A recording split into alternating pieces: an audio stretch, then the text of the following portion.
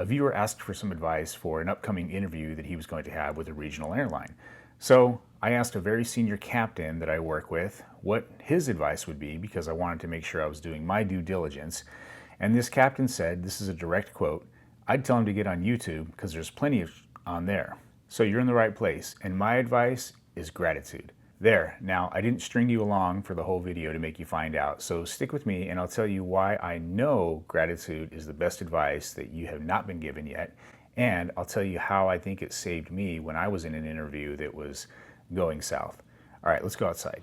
The first reason is they already know you're qualified. That's how you got the interview, right? This is post 1500 hour rule, so your ability to fly an airplane is not in question. And they're not looking for any type of uniqueness in your flying skills, because they're going to train you to how they want you to fly anyway.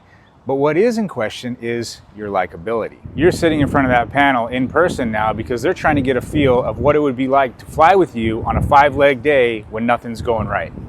Anytime humans are making subjective decisions about other humans, likability comes into play. And this is true whether it's a job interview or a murder trial. So, likability matters. How do we make ourselves more likable? Clearly, I haven't solved that puzzle yet, but I know that one of the biggest pieces is gratitude. Because think about it, what types of people do we generally not like?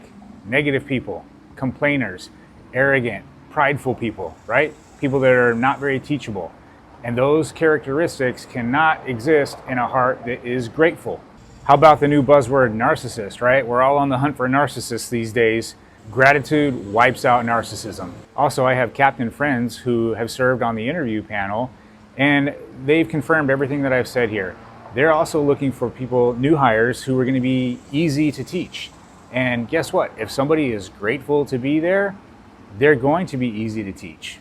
I was also a ground and simulator instructor for several years at my company, and I can tell you those students that I enjoyed working with the most, the ones that I really wanted to help, even if they were struggling, falling a little behind, were the ones that were grateful to be there. Because when they're grateful, they would try to be prepared, they would try to be humble, they would try to be teachable. They were just the best people to work with. You just can't help but like somebody who's stoked to be there, and you're not going to hesitate to go above and beyond to help them out. So to exude gratitude, just reflect on how far you've come so far.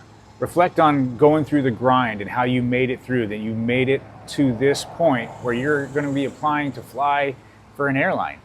And you will show that gratitude. There were days when I was a new captain and I would show up to the airplane to fly these new airplanes. They were literally just weeks old, some of them. And I just could not believe that they were handing over the maintenance logbook, which is like handing over the keys, to me to go fly this jet. And I was just like, wow. And you know, there were some guys who had forgotten how far they came. They forgot, you know, waiting there to depart in a 172 and just watching that Hobbs meter click, you know, and thinking about how they're having to pay for that. And if you don't forget how far you've come, you will be grateful, and other people will pick up on that. And it just feels good to be around those kinds of people. Okay, so my story of how I feel like gratitude saved me: during one of the portions of the interview, I grossly misunderstood the instructions and I embarrassed myself. It was something that I didn't think that I'd be able to recover from. And I really think what saved me was I was just stoked to be there. And it had to have been visible on my face, right? I was just happy to be there, happy for the opportunity. I wasn't really expecting to get the job kind of in the first place, because I met the standards, obviously, or I wouldn't have been invited there, but I didn't have like the best numbers. I didn't have 5,000 hours of turbine PIC. So I was just grateful for the opportunity to come in there and meet these people and see what it was like inside this company that I wanted to work for in the future. And I think somehow they picked up on that and found me to be likable, at least for the moment, and it paid off. And so that would be my advice to you, is to cultivate a little bit more gratitude, because while some people are naturally very likable, others, like this guy, we need a little bit of help sometimes being more likable, and that's important. So don't just rest on your laurels, your qualifications when it comes to flying.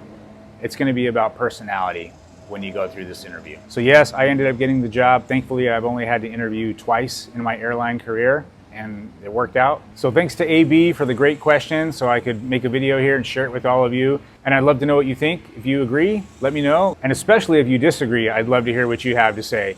Either way, good luck for those of you going to be interviewing, and thank you for watching.